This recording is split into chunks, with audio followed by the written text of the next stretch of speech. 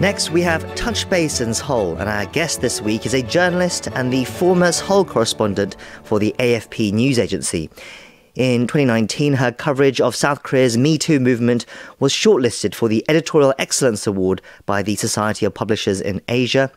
And her new book on South Korea's feminist movement, called Flowers of Fire, has now been published. It hit shelves today, in fact, a day ahead of International Women's Day.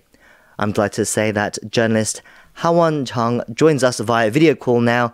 Ms. Jung, thank you for joining us. Thank you for having me. Yes, well, congratulations on having your new book published today. How are you feeling? I'm sure you must be excited. I'm very excited. I'm feeling a little nervous, but I'm mostly very happy to be able to tell this story of gender issues in South Korea to our global audience, which I think this is a really important issue. And I'm really glad that I can finally get this book out to the world. Sure, we'll talk a bit more about the book in a second, but I wanted to talk first about your personal story a little bit. Can you tell us about your journey as a reporter? How did you become a journalist?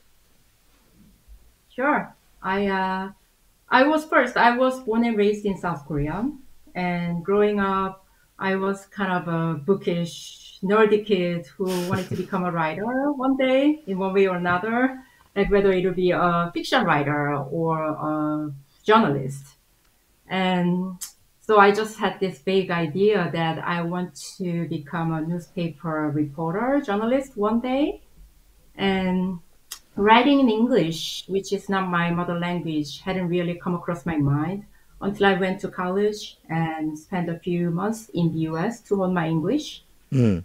And there I kind of realized that if I write in English, then my writing can actually reach far more people around the world, far bigger audience for my writing. So I decided to write in English from then on. And after graduating from college, I went to a journalism school in the US. Afterwards, I got a job as a reporter for Korea24 Daily, which is one of the 3 English language newspapers in South Korea. And after 2 years there, I went on to become a Seoul correspondent for the AFP news agency. And there, for the following decade, I wrote basically everything about South Korea for our global audience. And later years, I very closely followed the women's rights issues in South Korea. And I quit the AFP to focus on writing a book about this issue.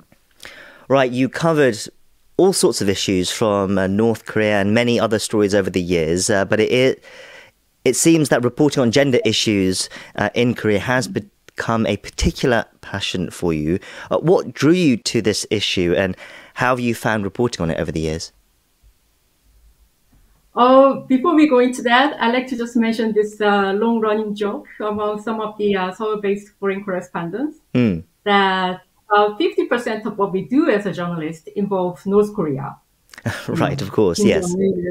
North Korea refugees, North Korea's nuclear programs, missile tests, blah, blah, blah, etc., etc. And the other 20% about Samsung / technologies / smartphones. And the other 20% about, basically K-pop or South Korea's pop culture in general. And the remaining 10% about South Korean politics, economy, social issues. So, I mean, obviously this is an exaggerated statement, but in fact, there's a little bit of truth in that the global conversations about or news about South Korea have been dominated by this very narrow range of topics like the geopolitics with North Korea, pop culture, South Korea's pop culture, or technology like Samsung. But if you look at the situation on the ground and see the lives of ordinary South Koreans on the ground, then really I think gender is a really key topic that has dominated the conversations among so many ordinary South Koreans, like whether it's in the school classrooms, college campuses, government offices, corporate offices, or internet chat rooms, news media, or even over, say, family dinner tables. And uh, that was partly because of this very strong wave of feminist movement that has swept South Korea since, I would say, since late 2010s. And that also created a quite significant shift in the country's gender dynamics for the last few years. We have, for those who don't know about the situation very well, South Korea had a very strong wave of Me Too movement in 2018 onward. And at some point, we also have a very strong brand of activism against what is normally widely called digital sex crimes, like the tech-based sexual abuse of people, based on high-tech gears like smartphones or secret cameras Sure. mounted on the pay items. Uh, and at some point back in 2018, we had tens of thousands of women taking to the streets for months to call for tougher punishment against crimes like this. And we also had the very successful campaign to decriminalize abortion and putting an end to the decades-long abortion ban. And I just thought that back then, I just thought that it was a pretty remarkable development, especially considering South Korea, despite all the economic, technological, and cultural advances the country has achieved for the last few decades, the country still remains a pretty patriarchal place with one of the worst records of women's status in society in the industrialized world. Like, for instance, the country has reported the biggest gender pay gap among the OECD member nations every single year for the past 27 years, since the year it joined this club of economically advanced countries. The country has also been ranked at the bottom of the so-called glass ceiling index that shows how tough it is to be a working woman in a certain country. Sure. Every single year since the Economist magazine created this annual index 10 years ago. We also have this pretty patriarchal the family customs that puts the disproportionate burden of domestic responsibilities on women to the point that even women who are the family breadwinners and whose husbands stay at home spend more time on such domestic responsibilities like childcare than their stay-at-home husbands. So considering all of that, I just thought that this wave of feminist movement for the last few years is a really very interesting and very fascinating story. And especially for those who see, South Korea through these lenses of the geopolitics with North Korea or, Right. pop culture.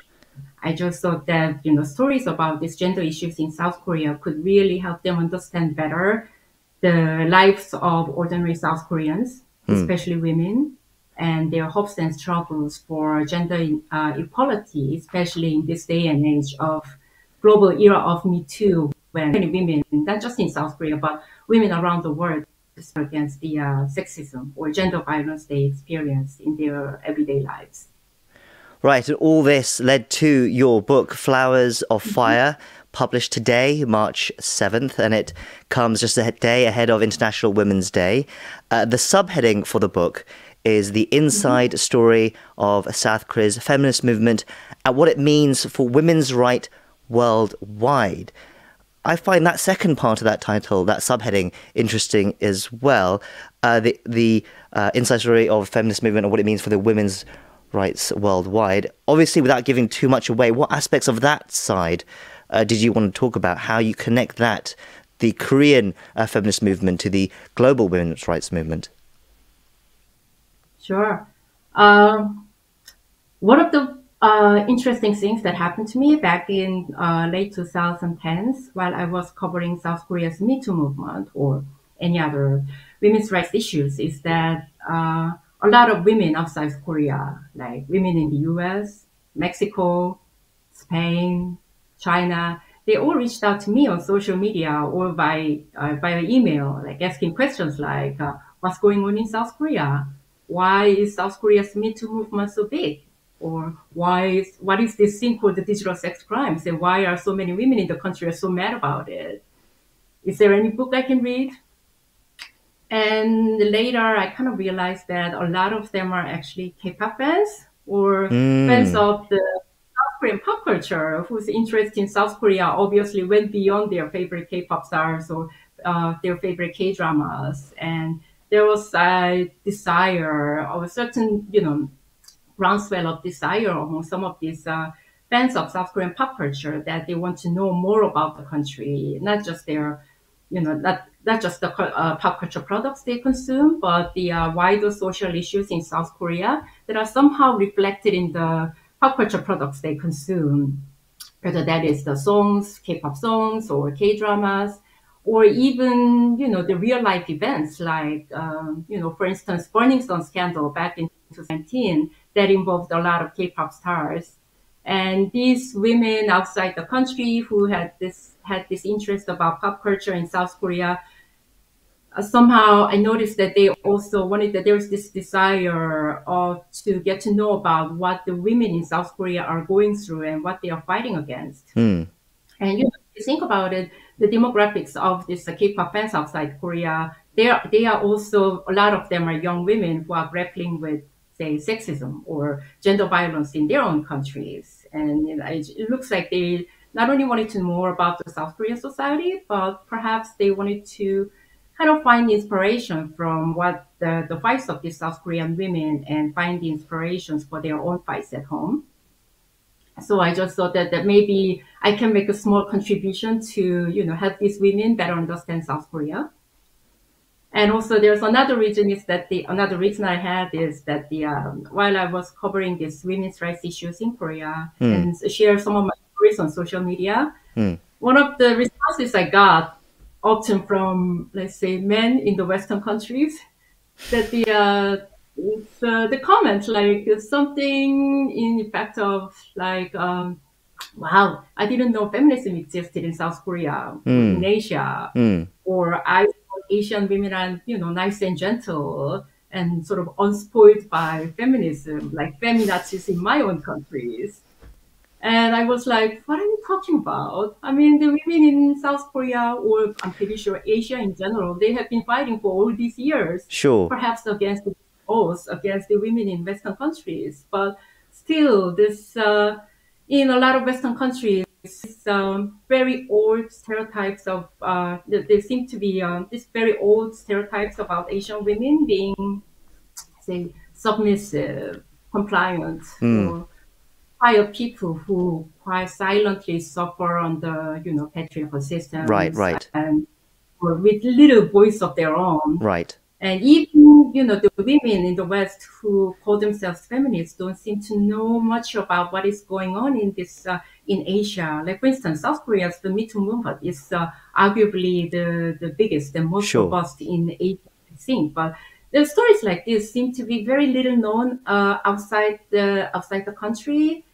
So I kind of hope that perhaps my book can make a small contribution to make South Korea's feminist movement kind of on the map and, help debunk this very old fantasy fueled stereotypes about women being so, submissive and, self-sacrificing creatures. It sounds like an absolutely fascinating read. I'm sure our listeners will really get something out of it. Finally, I understand you completed this book last year, but then in the year 2023, this year, what would you say are perhaps the biggest issues regarding gender equality in Korea? What remains? What's the road ahead look like? Well, it's, it was back in 2018 when I first set out to write this book. And obviously a lot has changed in South Korea in the following years. And, this whole outburst of women's rights activism for the last few years created the triggered kind of a cultural pushback by a lot of people, a lot of men who thought that these women have gone too far and now men are the victims of reverse discrimination.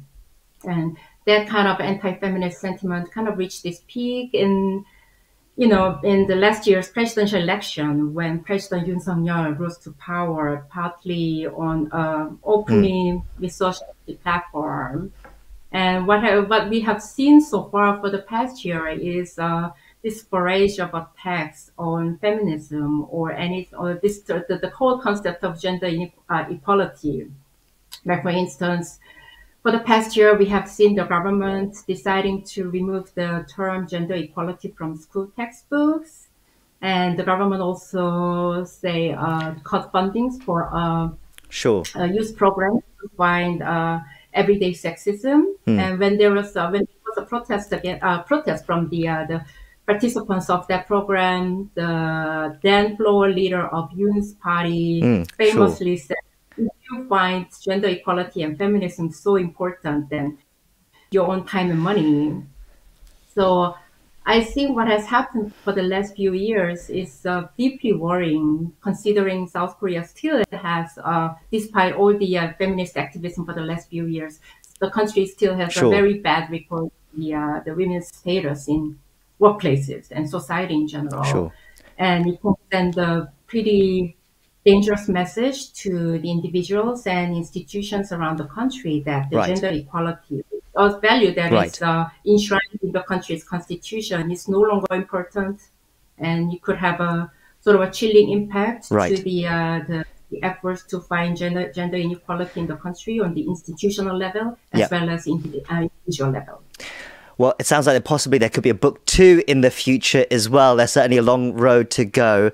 We'll have to leave it there. Congratulations on the book. Once again, it's called Flowers of Fire, and we've been speaking to the author, journalist Hawon Jung. We'll leave it there. Ms. Jung, thank you once again for sharing your time with us. Thank you for having me.